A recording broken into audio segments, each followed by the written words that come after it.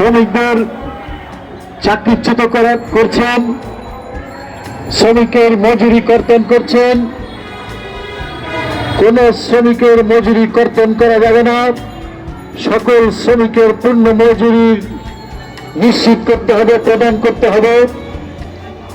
প্রাতিষ্ঠানিক অপ্রাতিষ্ঠানিক সকল শ্রমিকদের চাকরি এবং কাজের নিশ্চয়তা থাকতে হবে।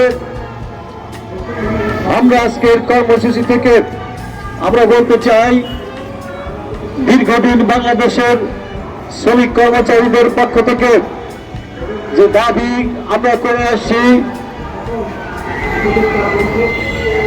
স্থায়ী জাতীয় মজুরি কমিশন গঠন করা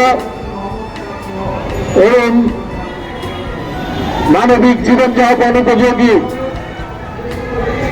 মজুরি ঘোষণা করার দাবি আমরা আজকের এই সমাবেশ থেকে করছি।